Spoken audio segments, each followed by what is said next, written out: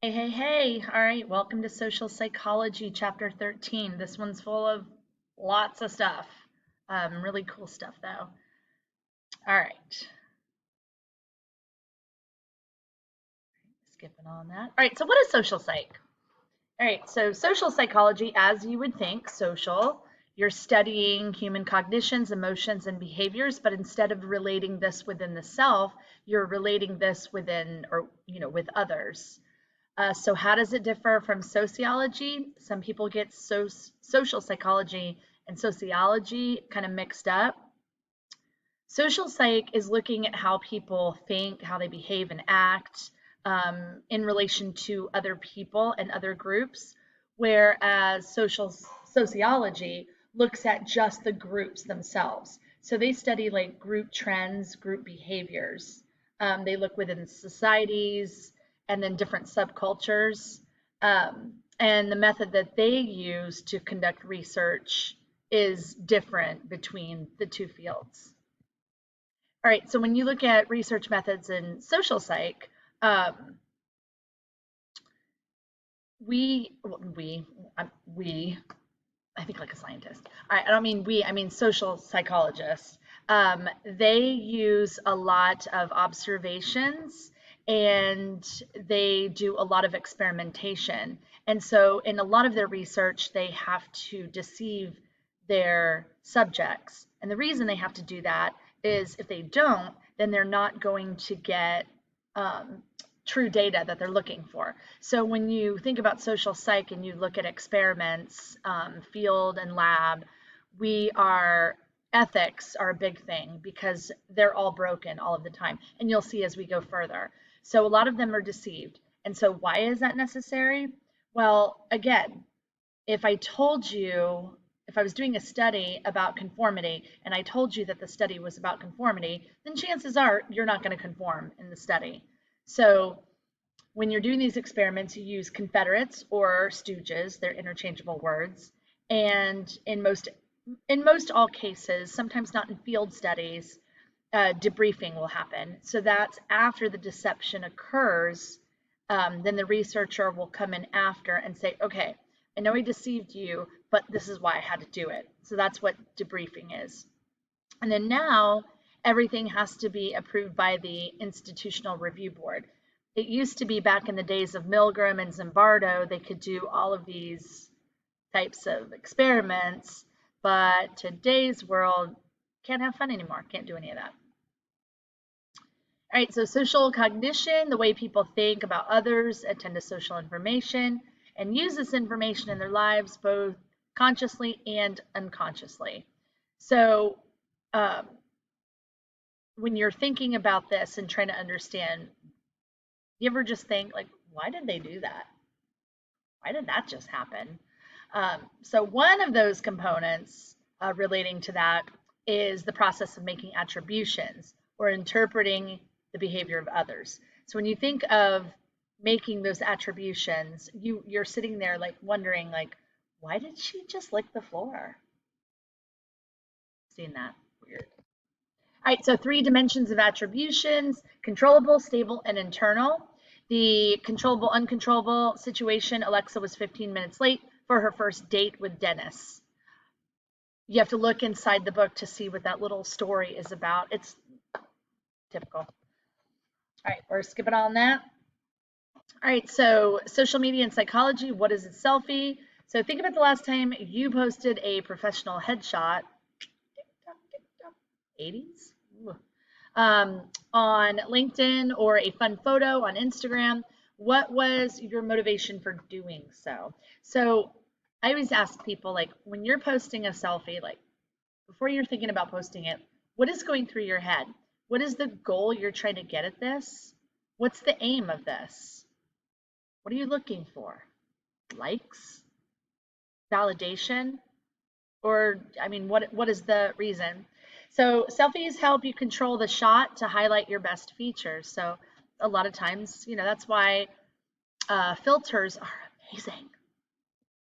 All right, errors in attribution. Big word in social psych is the fundamental attribution error.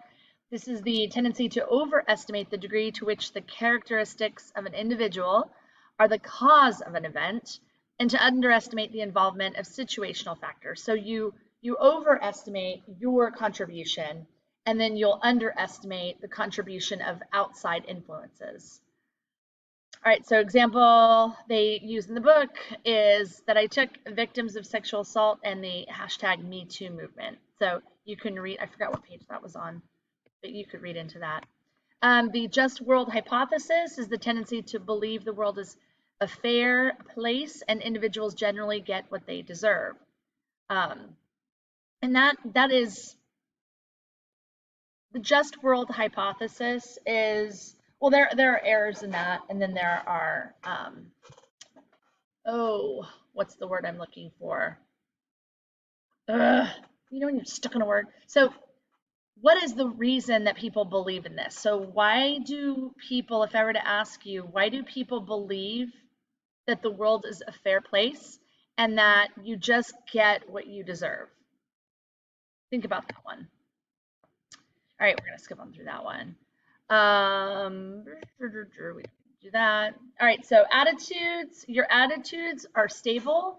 Those are your stable thoughts. Those are the things that you feel and the responses that you give towards other people, situations, and things. And there are 3 components to attitudes. You've got your cognitive, your affective, and your behavioral. So this is a chart that kind of just breaks it down. So I need my glasses. So I think it's unwise to carry a large amount of personal debt without a clear plan for repayment. So your cognitive element of your attitude is saying, okay, that's the thought.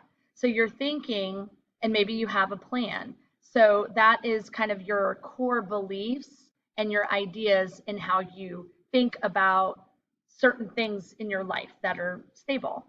Your affective component, that anything with affect means emotional, anything that's emotionally attached. So I feel proud when I pay in full for purchases. So it's that sense of like, I did this, like I didn't need to rely on a credit card or anything else. And then behavioral is I pay my credit card in full each month. I maintain a minimum balance in my bank and I review my college loan situation regularly. So now these are the actions that you do related to those other elements.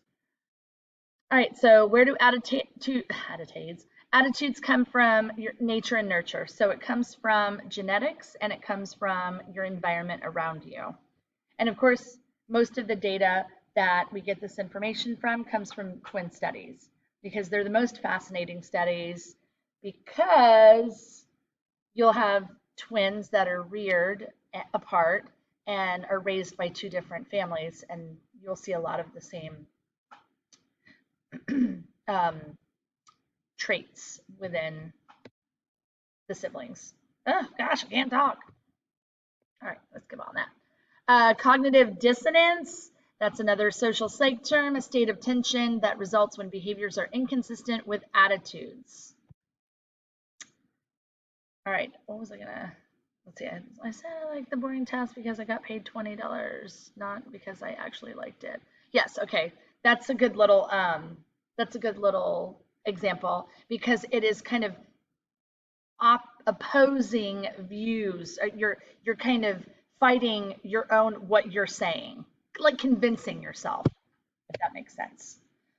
All right, social influence, how a person is affected by others is evidenced in behaviors, emotions, and cognition. I love social influence because that is a huge part of social psychology, which we'll get into. Persuasion, you're persuaded into this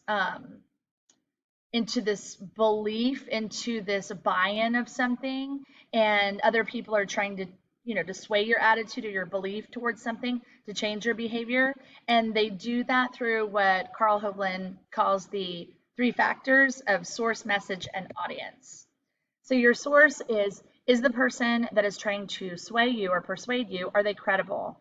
Are they familiar to you? Is it a celebrity? Is it somebody that is, like a dentist selling toothpaste? If they're doing the commercial, it's going to be more credible. It's going to be coming from a better source because it's coming from a dentist. The message, is it logical? Does it get to the point? Is it persuasive? And then audience, are you targeting the audience that you want to? Obviously, children are more likely to be persuaded than older adults. They also look at your emotional state. They target to emotional attributes of people. And then mental focus and ability to process the message. So you have to be able to process what they're trying to persuade you to buy. Okay, we could skip on that. All right, compliance. So a lot of people get compliance and conformity mixed up. So compliance is changes in behavior at the request or direction of another person. So a person is, kind of getting you to change your behavior at their request. And there's no authority on this. This is usually happening outside of our conscious awareness. So you've got two types of compliance. So if these help you, you've got your foot in the door and your door in the face. Foot in the door is the more popular one. So the foot in the door is like, think about, I'm getting my foot right in the door. So I'm going to make a little request. And then if that request, happens, then I'm going to make a larger one. So the one that they put in the book is if you have already said yes to a small request, chances are you will agree to a bigger request to remain consistent in your involvement. So, you ask for, hey, mom, can I spend the night at so-and-so's house? And they're like, oh, okay. Then you spend the night. Hey, mom, can I now go to the mall? And they're like, I thought you were just spending the night. Well, yeah, but I want to go to the mall. And then they're like, okay. And then, hey, mom, can we get a ride to the mall? So you just keep edging in more and more. And you can find that on 495. And then door in the face technique, making large, sometimes unreasonable requests followed by smaller. So opposite. If the solicitor is willing to give up the large request, the person being solicited tends to give in and satisfy the smaller request. That is called reciprocal concessions. So asking a parent for $100, but then settling for 5, like that. All right, and then conformity, that's a big one in social psych. That is to modify your behavior, your attitudes and beliefs to match those of others. So you're conforming to the norms, and those are usually unspoken, like unspoken rules. So the famous, which I need to attach this, ASH's conformity study. So we kind of start with ASH and then we move up, like Milgrams and Bardo. So each participant in this study, it's pretty interesting. They're in this small group. They're looking at these lines. Clearly, you can see that this line is longer, but we're looking than these two right here. So you would think that, or you would say that this standard line matches this middle line. When you put groups of 2 or 3 together, all right, usually it's 3, then the person is going to conform. So what they did is they had these subjects in a room and they showed them these lines and they all verbally spoke. All right, which line is longer? And the majority of people went with the wrong answer. So the person that's like let's say these are the Confederates. They're in on the experiment. And this guy is like, what are you seeing? You're not seeing what I'm seeing. But because of group conformity and not feeling like, are they seeing something I'm not? I don't want to look stupid. They will conform and say that the wrong answer is the answer. And that's really scary when you think about it. And Milgram, well, I'll get to that, but Milgram did his study because of Hitler and the Nazi regime. And he thought that the Germans had this character defect. So he thought, well, I want to study that because there's something wrong with them. We wouldn't do that as Americans. Well, it turns out he was wrong. All right, so 3 reasons why people conform: normative social influence, informational social influence, and then reference group. So situational factors that increase conformity. And situational are really the big crux of why people conform. All right, so increased likelihood. The group includes at least 3 other people who are unanimous involved in it. You have to report your decision in front of others. You're faced with a task that is difficult, and you're unsure of your ability to perform the task. And then decreased likelihood is at least one other person is going against the group with you. So when they pair, when he deviated his, when Ash did his um, conformity experiment, he did a second part to it where he introduced another person that would then agree with the other person, and then conformity decreased. And then the group members come from individualist or very me-centered cultures. All right. So now this brings me to the obedience study. Awesome study. Obedience, changing behavior because we have been ordered to do so by an authority figure. Very different than the other terms. In Milgram's obedience study, he had this shock generator. Looked very fancy. It had all the bells, the whistles, the sounds, and it looked very authentic. And it was coming from a researcher. So the question they ask is, how far would people go in terms of punishing others when urged to do so by an authority figure? People think, in his experiment, they thought it would be 1/10 of 1%, but it turned out 100% went all the way to 300 volts, and then 65% went all the way to the danger. And so when we look at this, we look at ethical concerns, obviously, because psychological harm, going against what you thought you would do. So this is what it looks like. Interestingly, the third button is the 45-volt shock because it goes up in 15-volt increments. This was the only one that was active. The reason they did that is they had to show the legitimacy of the shock generator. So you had the teacher and the learner. The teacher is the one that's not in on the experiment. They're giving the shocks. And then you have the learner that's receiving the shocks. He's the stooge, the Confederate, the one in on it. So he's not doing anything. He's sitting behind the wall. It's a tape recording. Ow, ow, ow. And you're going to see the video. The teacher who thinks that he's inflicting all of this pain on him, well, in order to understand how painful that might be, the researcher said, okay, listen, it's only fair that you get a sample shock so you can see what they're feeling on the other end. So they go into the room, they get strapped to the electric chair, he puts them down, puts the electrode paste on them, and gives them a zap, 45 volts. Tells them to look away and says, how many volts did you think you got shocked with? And, you know, a lot of them were like 75, 110. They thought much higher. So when they said, no, 45. So now it plants something in their head that, dang, if 45 volts felt like that, I can't even imagine what 100, 300, 450 could even feel like. So that's where they're deceiving and they're manipulating the whole situation.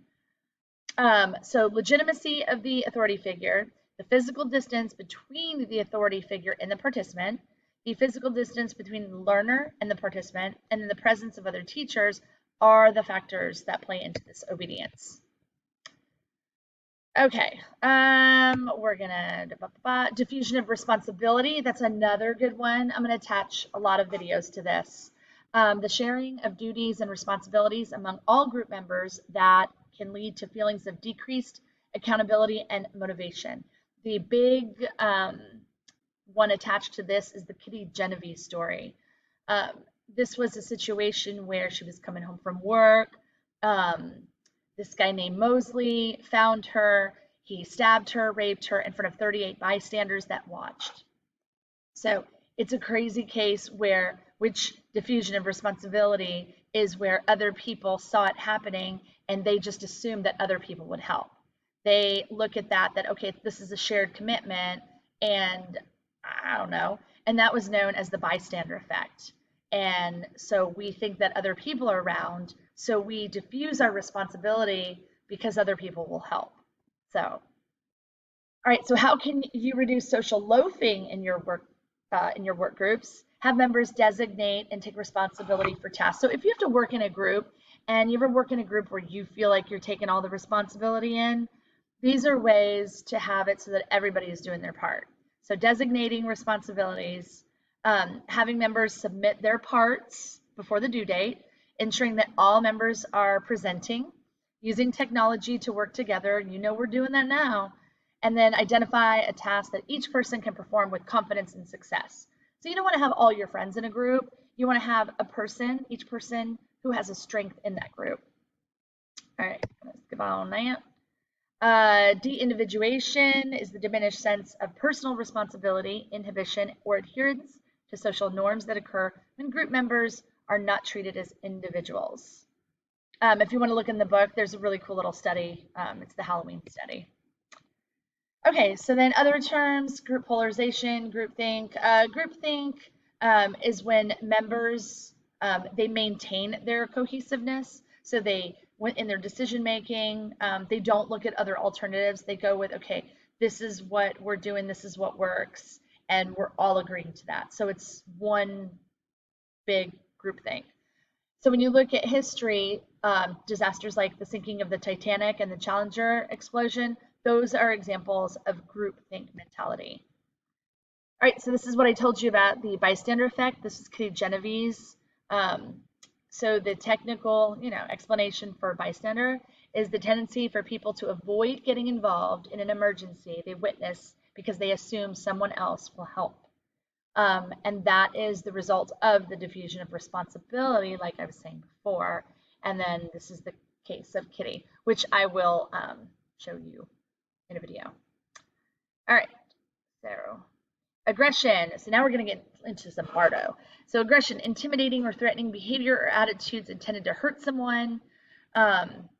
Identical twins are more likely than fraternal twins to share aggressive traits. That's because they come from the same egg. High levels of testosterone obviously linked to aggression as well. Males show more direct aggression. Females are more relational. They're more like verbal aggression. Okay, many environmental factors seem to set the stage for aggression, such as being abused as a child, being exposed to trauma. All right, so why air pollution may increase crime? It has financial, health, and moral costs. Recent data on daily changes in wind direction in Chicago and LA suggests that air pollution increases violent crime. That's actually very interesting when you look at those studies. All right, a lot of terms in this chapter. Stereotypes, we get into stereotypes and then discrimination. So conclusions or inferences we make about people who are different from us based on their group membership, such as race, religion, age, or gender. Often negative. Sometimes you can have a positive stereotype. And then your groups and your social identity. You have your in-group, your out-group, and then your social identity.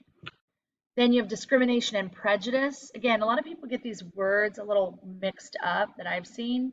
So when you discriminate, you show favoritism or hostility to others because of an affiliation they have with the group.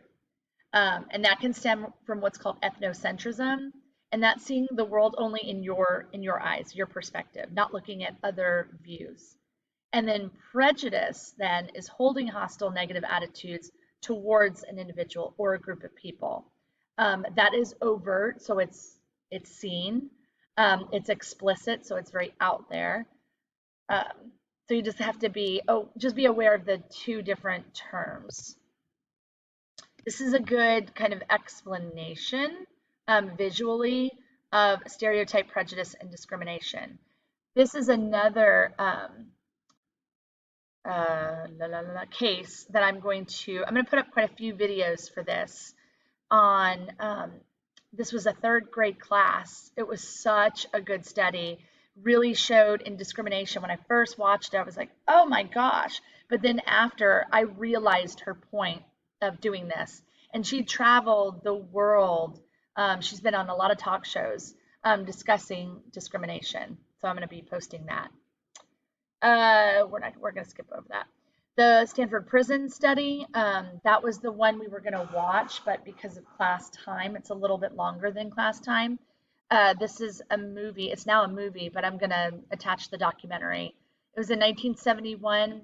There was 21 male college students. They were selected to either play the prisoner or the guard, and they were chosen on a flip of a coin, but they were deceived into thinking they were chosen because they had a special quality, for the guard. But no. The behavior of some guards and prisoners became so disturbing that the 2-week experiment was stopped just after 6 days.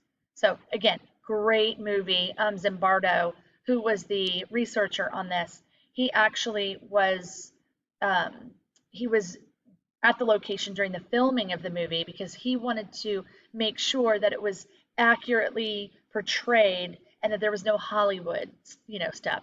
Very minimal of it. Majority of the movie was super accurate.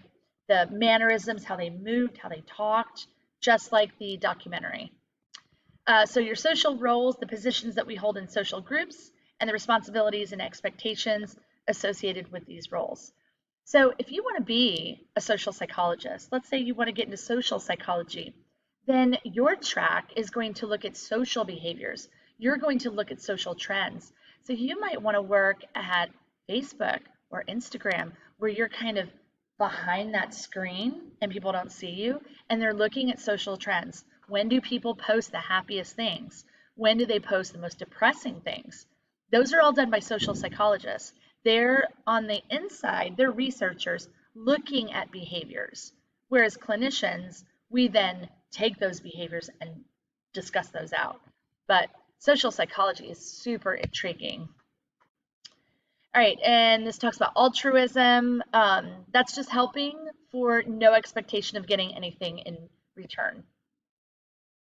Okay, happiness, I don't go in right now. Interpersonal attraction. So when we're looking at attraction and making relationships last, there are very important components. Those are proximity, similarity, and physical attractiveness. Those are the three components that help make a friendship and relationship last. So let's see if all right, so when proximity, because I don't have it in my presentation, proximity means that long distance relationships really don't last. Outliers, some do, not many. You need to be close, and that's in distance. You need to be in the same town or close. Similarity, the opposites attract is amazing, but it doesn't last.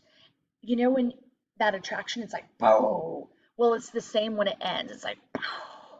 So you have to have, when they say similarity, you don't want to be exactly like your partner, but you want to have the same interests, the same values, because those are, in the end, what make the relationship stay molded. And then physical attractiveness. That means that you have to be attracted to the person. They don't have to be physically attractive to someone else. Someone else may think, oh, okay. But you have to be physically attractive, or else that intimacy, there'll be no connection, and the similarity, it'll start going apart. So those are the three components to a very successful relationship. All right, so generally speaking, with beauty, physically attractive people seem to have more opportunities. I mean, that is true, unfortunately, but that is kind of a thing. The halo effect is the tendency to assign excessive importance to one dimension of a person. So having the halo effect is overly giving a positive attribute on something that's really not that.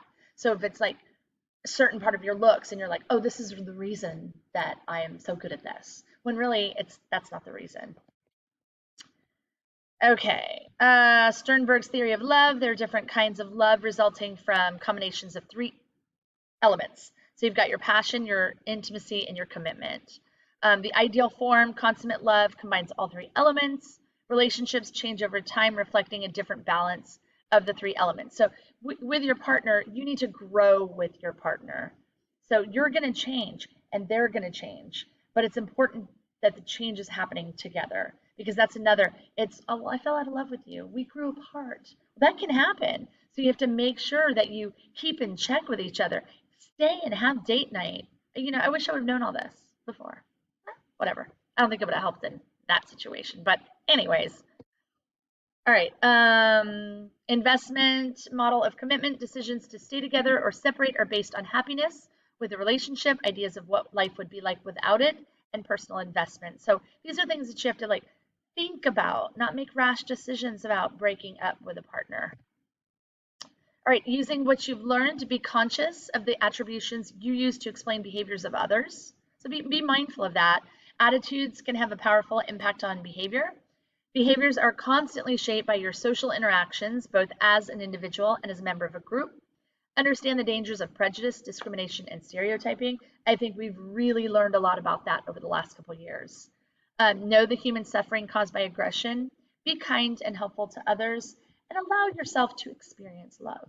I know sometimes we feel like we don't deserve it, but we do. And it's just getting out of your head.